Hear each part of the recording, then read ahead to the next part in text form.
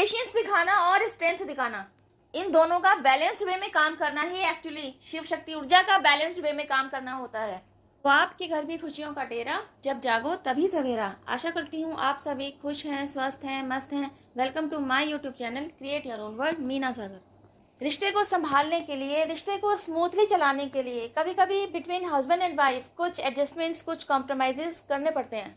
लेकिन अगर यह सब कुछ सिर्फ और सिर्फ आप ही करते चले आ रहे हो, जब सिर्फ आप ही अपने रिश्ते में 100% नहीं 200% की ऑनेस्टी देते चले आ रहे हो, आप सिर्फ और सिर्फ देते ही चले आ रहे हो और आपको बदले में कुछ भी ना मिल रहा हो, अपने रिश्ते में पूरा समर्पण देने के बावजूद भी अगर आपको बुराई, कड़वापन, तिरस्कार और अवहेलना ही मिली हो, तो अपने रिश्ते को बनाए रखने के लिए, रिश्ते में बने रहने के लिए अपनी तरफ से भरसक प्रयास किए, फिर भी आपका रिश्ता स्मूथली चलने में नाकामयाब रहा हो, तो जब आप अपनी लाइफ में इन्हीं सारी सिचुएशंस से गो थ्रू हो रहे होते हैं ना, तब आपकी लाइफ में डिवाइन इंटरवेंशन होता ही है।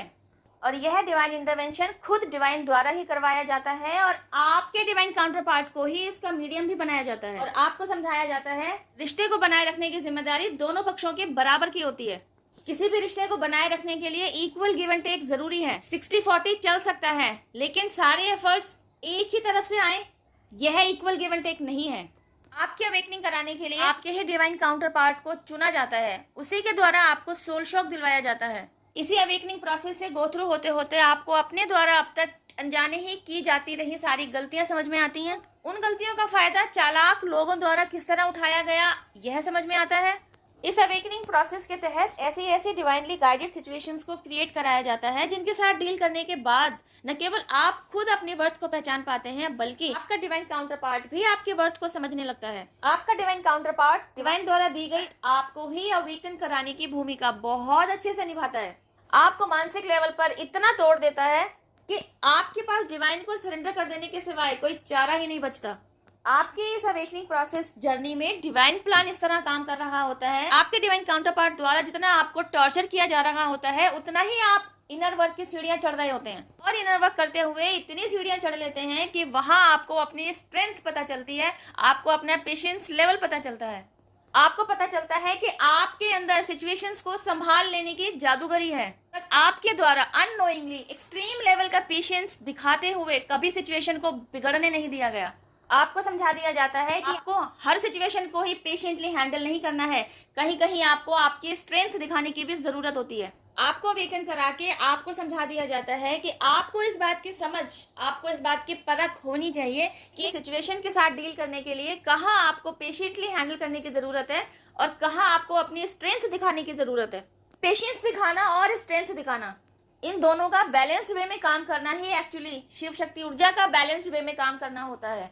मैं नहीं जानती आप शिव शक्ति ऊर्जा को किस पैमाने पर देख रहे हैं, लेकिन असलियत यही है। आपके अंदर पेशेंस लेवल की अधिकता थी, लेकिन स्ट्रेंथ 0% पर था, और आपके डिवाइन काउंटर पार्ट के अंदर स्ट्रेंथ की अधिकता रही, लेकिन पेशेंस लेवल 0 था।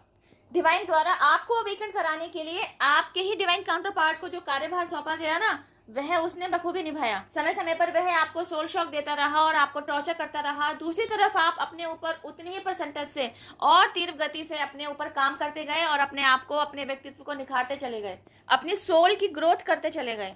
नाउ इट्स योर टर्न कि आप अपने डिवाइन काउंटर पार्ट की अवेकनिंग कराएं और इस काम में मदद ईश्वर से लें, ईश्वर की गाइडेंस को प्राप्त करें, ईश्वर के साथ जुड़ें, यूनिवर्स के साथ अपना मजबूत बॉन्ड बनाएं, एंजेलिक सहायता लें, एंजेलिक प्रोटेक्शन लें, अपने एंसेस्टर से आशीर्वाद लें। जब आप ऐसा करने लगते हैं ना, तो पूरा ब्रह्मांड आकर आपकी हेल्प के लिए खड़ा हो जाता है।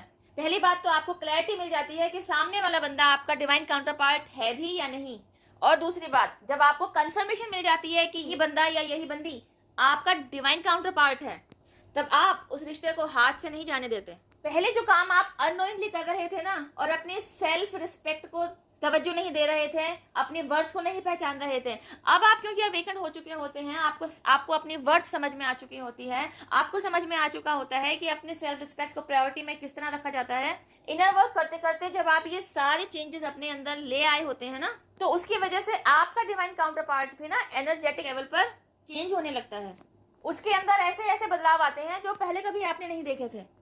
आप नोटिस करते हैं कि जहां पहले वह सिचुएशंस को अग्रेसिवली हैंडल किया करता था या किया करती थी, आपका divine counter part male female कोई भी हो सकता है, तो आपका डिवाइन काउंटर पार्ट भी सिचुएशंस को आप पेशेंटली हैंडल करना सीख रहा होता है। आपके डिवाइन काउंटर पार्ट के अंदर स्ट्रेंथ तो पहले से ही भरी हुई थी, तो बस उसको भी पेशेंस और स्ट्रेंथ को बैलेंस्ड वे में किस तरह काम करना है समझ में आ रहा होता है। अब आप दोनों 3D वर्ल्ड में आई हर एक सिचुएशन को हैंडल करने के लिए अकेले ही अपने अपने दम पर तैयार हो चुके होते हैं। दिक्कत आ रही होती है कि आप दोनों का एक दूसरे के साथ रिश्ता अभी भी झूल रहा होता है। इसकी वजह होती है आपके और आपके डिवाइन काउंटर पार्ट के बीच कोई पुराना कार्मिक अकाउंट अभी क्लियर होना रह रहा होता है। जैसे ही वह कार्मिक अकाउंट क्लियर हो जाता है, आप दोनों के बीच पहले जैसा प्यार, पहले जैसा विश्वास, एक दूसरे के प्रति पहले जैसा ही समर्पण, वह सब वापस आ जाता है।